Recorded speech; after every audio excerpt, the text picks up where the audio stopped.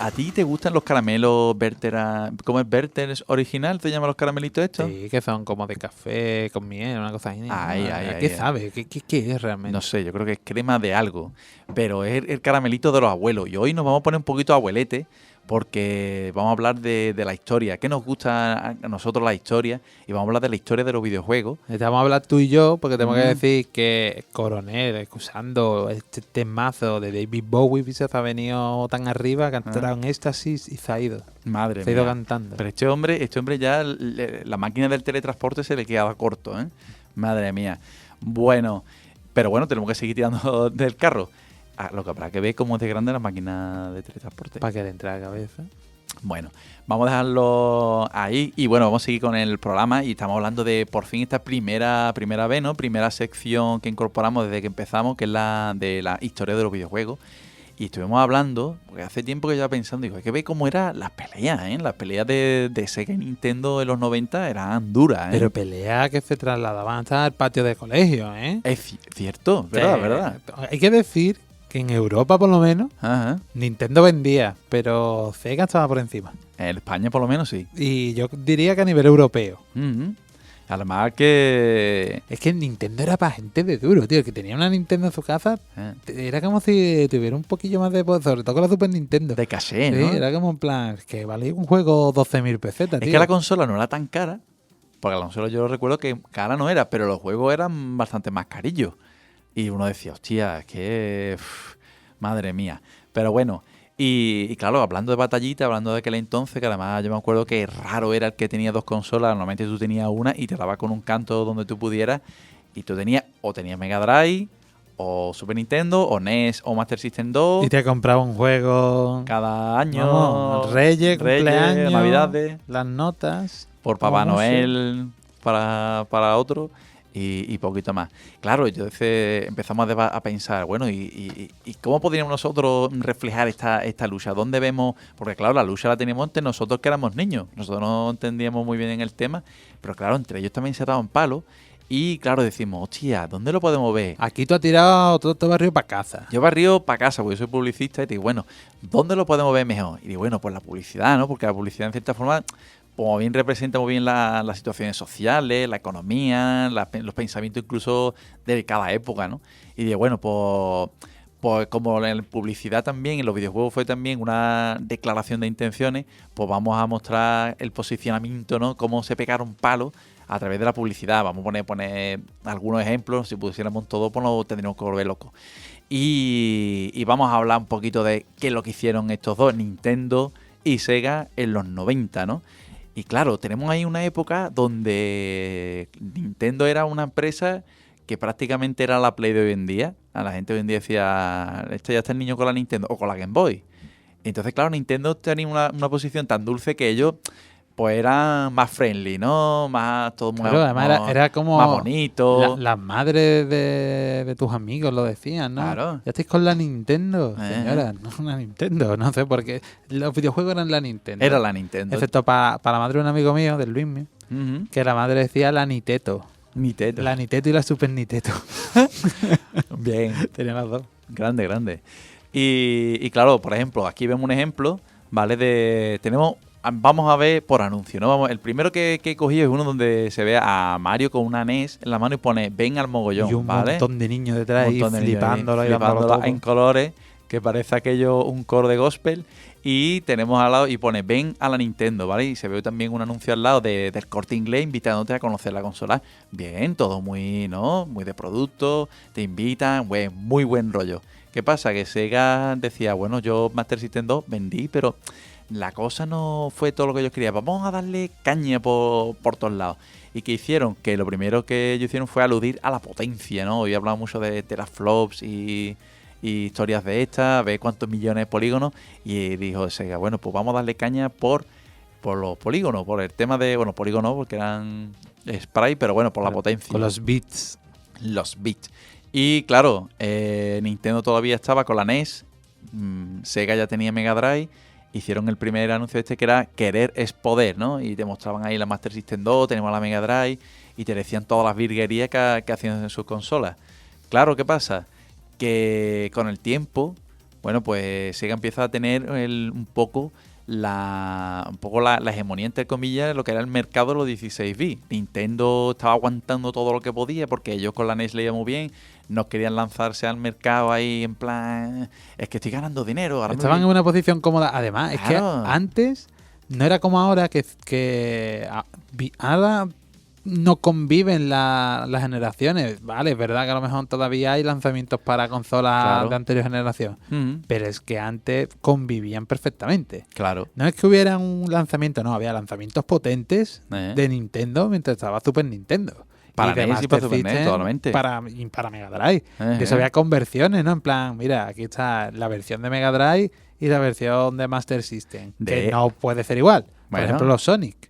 Pero Tú ves Sonic de Master System y el de la Mega Drive y son diferentes. totalmente, La pero fase, todo. todo, pero además, yo no lo sé, hace poco me enteré y me estaban, porque sigo en Twitter a un perfil que se llama Todo Mega Drive, y además siempre te cuenta muchas cosas interesantes, y quiero recordar que ellos estaban comentando la lucha que hay tan fuerte, yo no lo sabía, que hay gente que es fanática del Sonic, pero de Master System.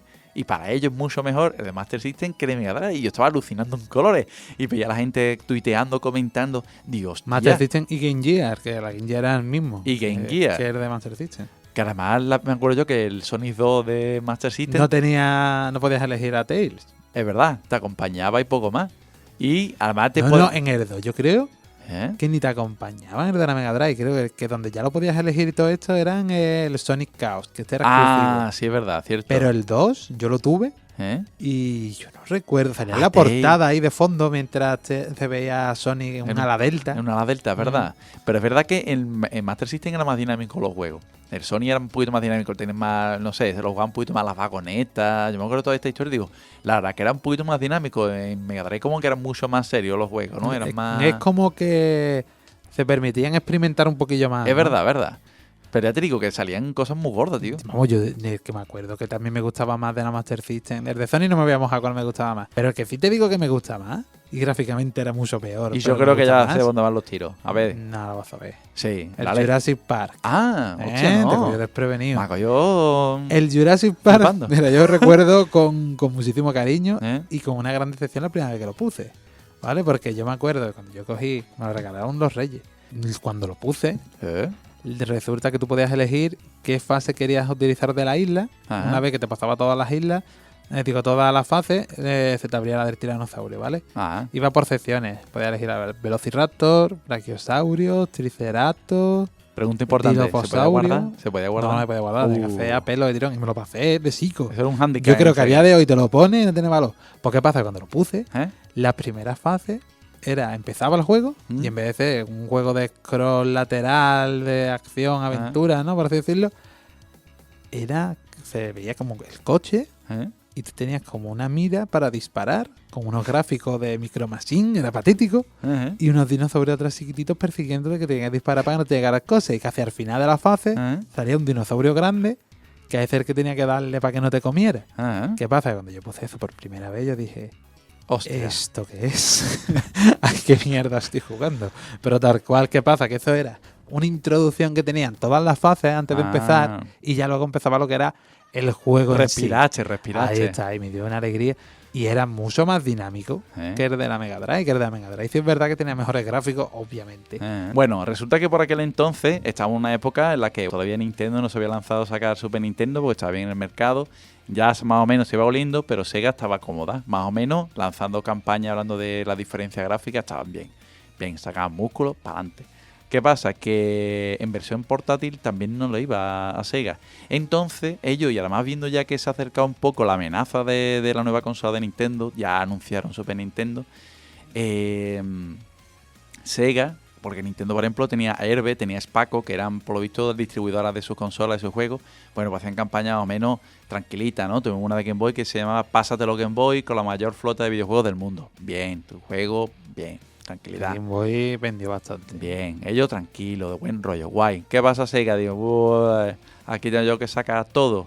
Y claro, pues en la época en la que Sega se vio un poco más amenazada por Nintendo, tuvimos una campaña para Game Gear que se llama Móntatelo en colores, en la que ellos mismos, bueno, se veía una Game Gear en la que un camaleón pues estaba encima. Dicen algunos, simplemente está ahí, pero está en una posición extraña, un poco sospechosa. No sé, ¿tú qué opinas? ¿Tú qué la estás viendo ahora mismo? Hombre, camaleón está ahí casado con sus colorines. ¿Tú crees que está en una posición un poco sexual?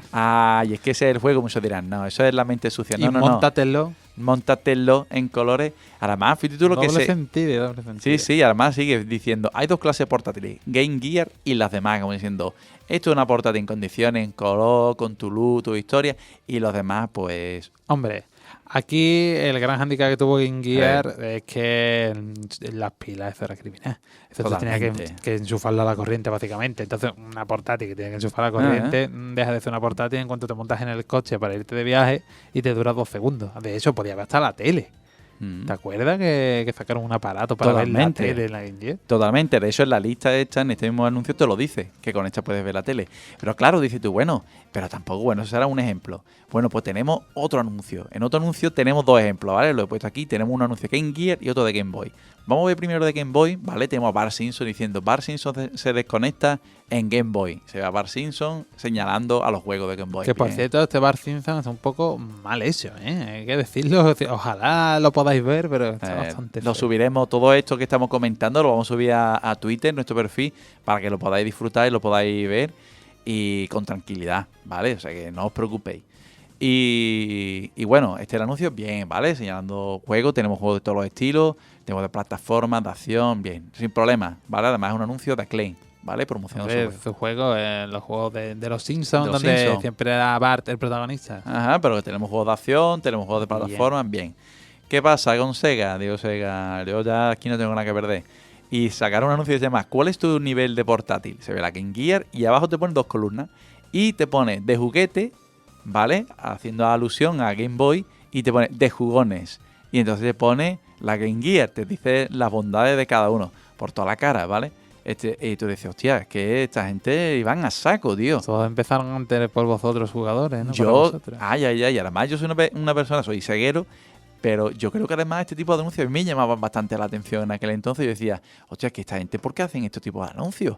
O sea, ¿por qué hacen esto realmente? Para ningunear, es una manera de, como me está yendo mal, no puedo, ya ves, podían sacar músculos realmente, pero son estas cosas de la época donde la Game Boy era la que vendía. Yo creo también que la Game Boy era más barata. Pues no me acuerdo. Yo no recuerdo el precio de... 16.000 pesetas era el precio de la Game Boy, 16.000, 17.000.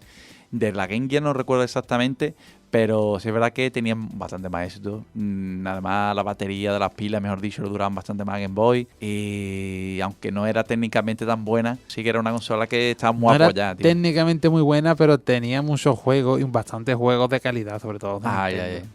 Nintendo siempre ha sabido llevar muy bien... Las portátiles eran unos cracks. De hecho, hasta el año 2004 que lanzaron Nintendo DS, siempre Nintendo estuvo dividida en 2 secciones, 2 empresas. Una era centrada en portátiles y una otra división centrada solamente en sobremesa. De hecho, eran 2 empresas diferentes. Hasta que la unificaron cuando llegó Nintendo DS, hasta entonces siempre habían estado divididas. Pero bueno, ¿qué pasa? Llegamos a un punto en el que, claro...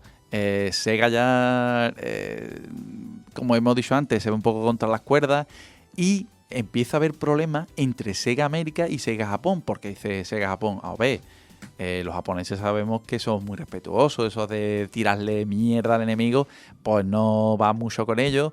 Y entonces, claro, digo Sega América, a ver, ustedes hacen la publicidad que queráis allí y nosotros en Occidente hacemos la que nos dé la gana.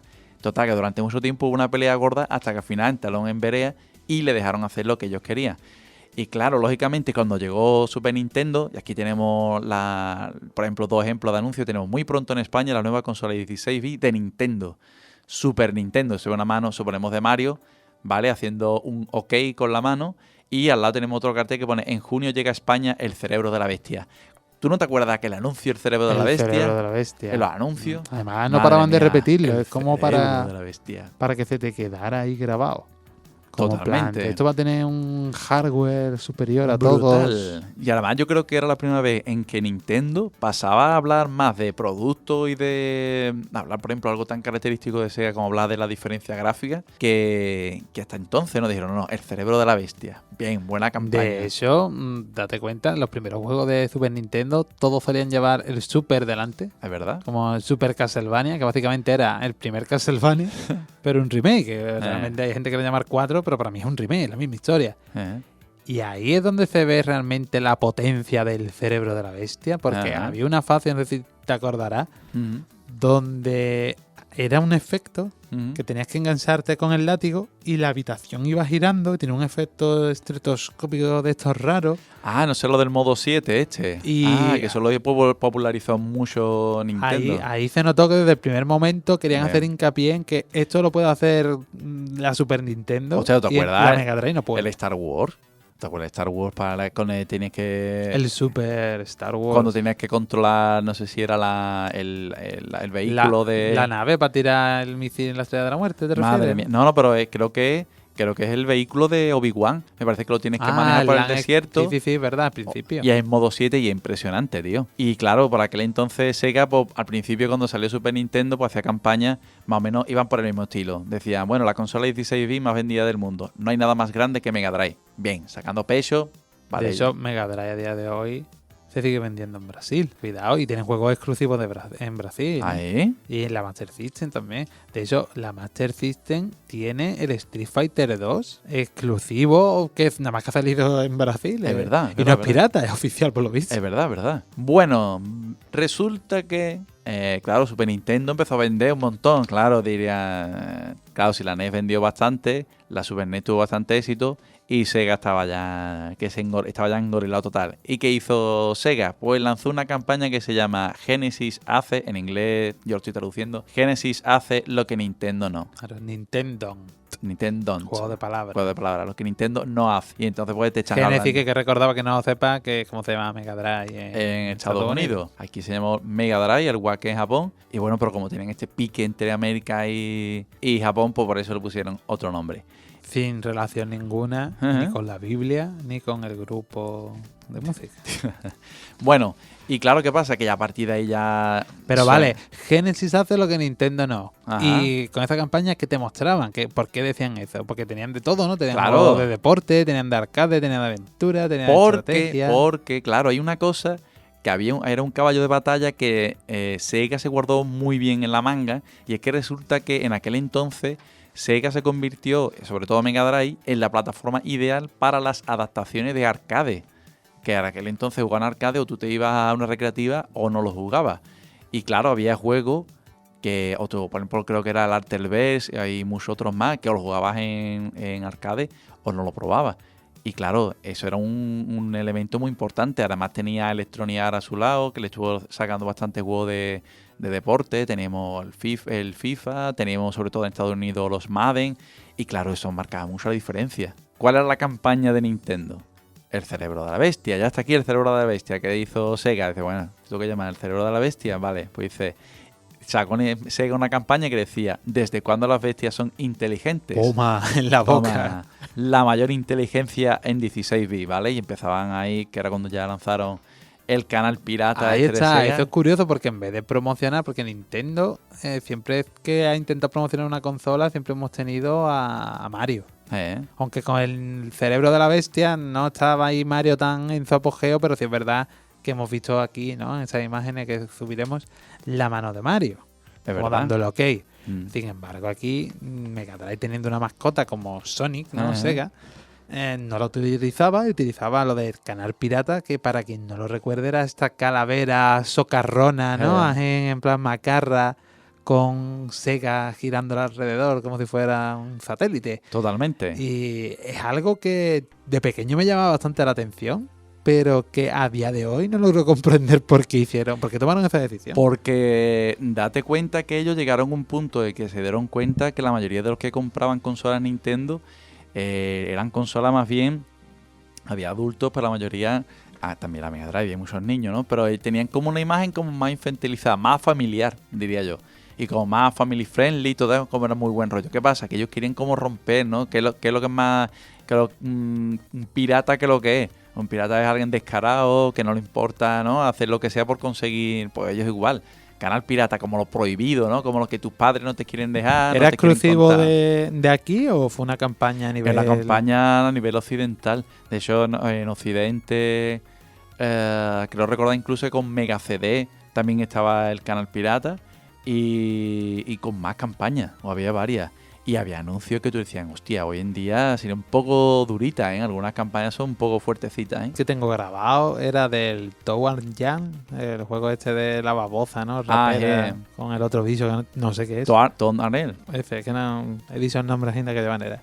Y el anuncio era del canal pirata y salía un gordo, tío, que siempre me recordó al de Beetlejuice, ¿vale? Al gordo este que quería comprar la casa, que era malo. Y pues empezaba como a bailar mientras salían imágenes del juego, así, pero era más el tío gordo bailando mientras escuchaba rap, y él haciendo gestos raros que el juego, tío. Y era una campaña muy rara porque te llamaba la atención de pequeño, pero realmente de lo que es gameplay había muy poquito.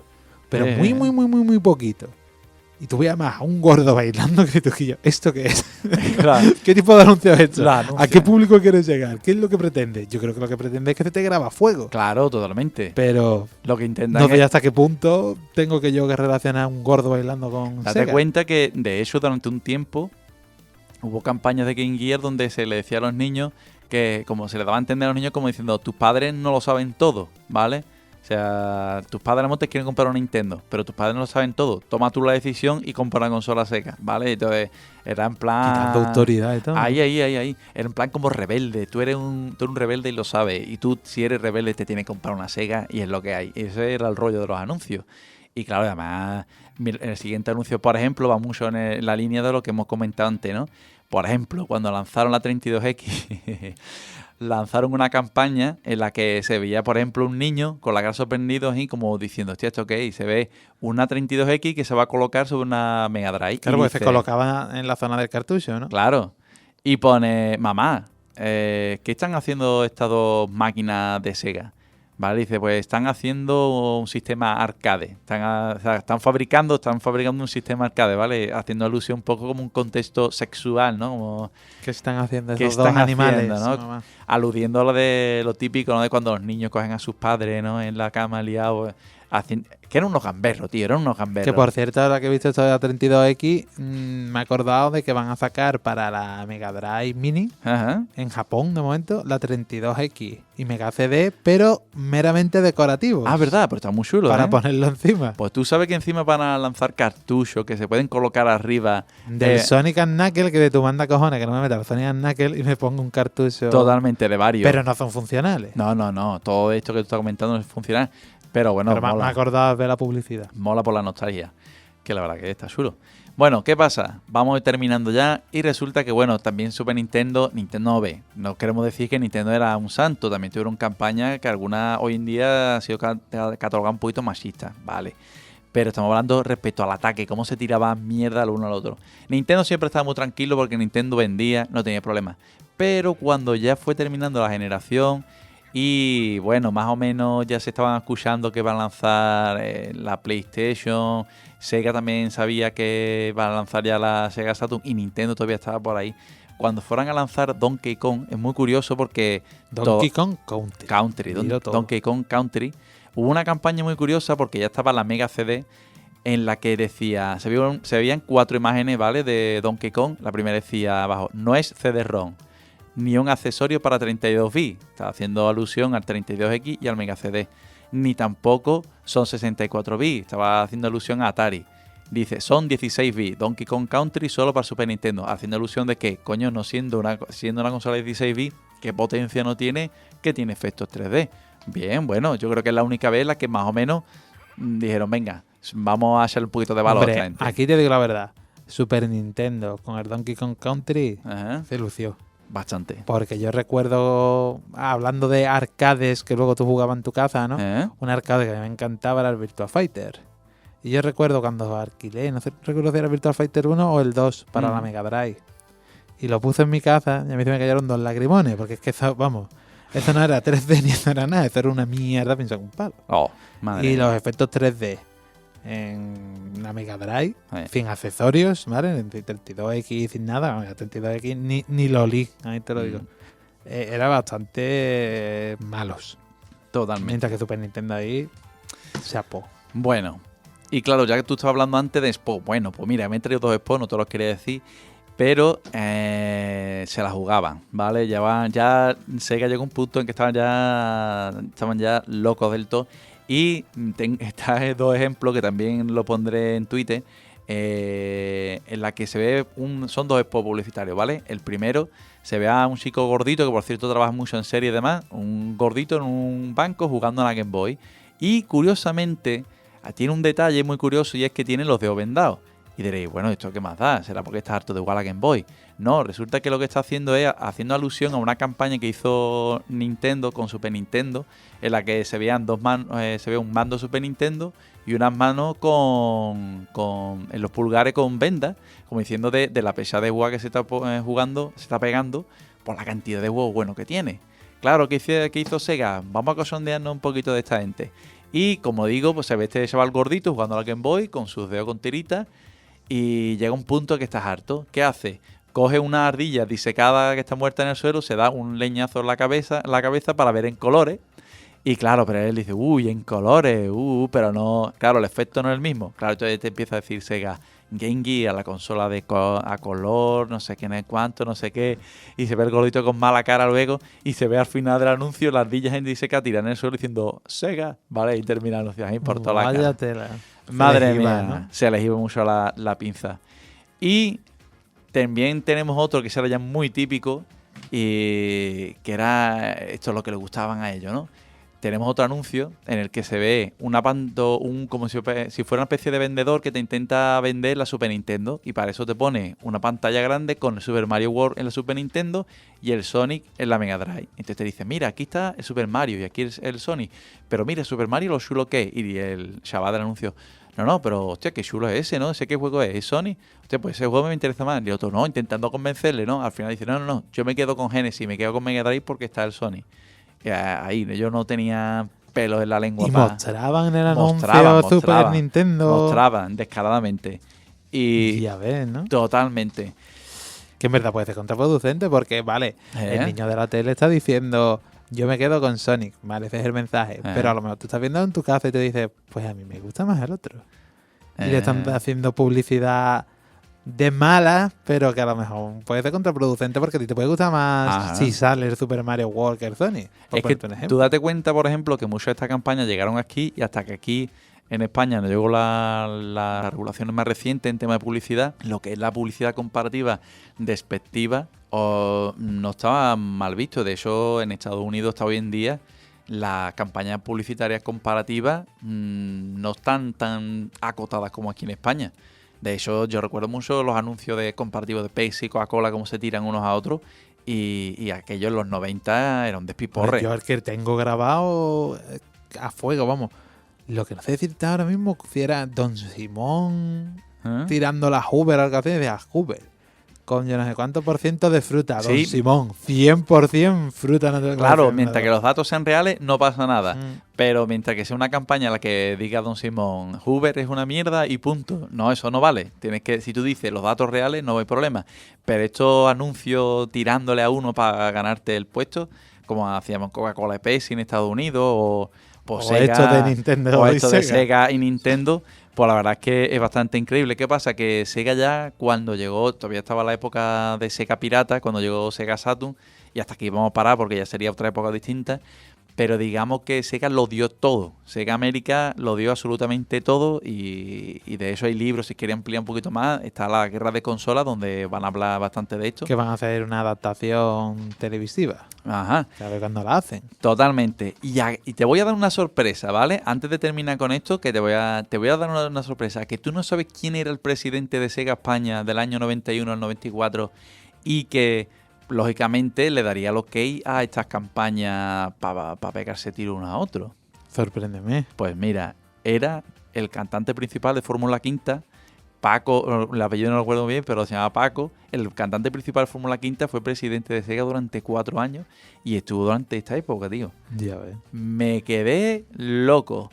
Por eso nunca despegó Fórmula Quinta como el quisiera, porque no sabía hacer publicidad. Ay, madre mía. Pues ya te digo, se pegaban tiros, pero bueno, Sega al final de toda esta etapa, bien. La verdad es que Mega Drive le fue bastante bien. Estas campañas al final tuvo bastante repercusión. Le dio Sega el lugar que ellos querían, que era la imagen de consola rebelde. Vendieron muy bien. Super Nintendo también vendió bien.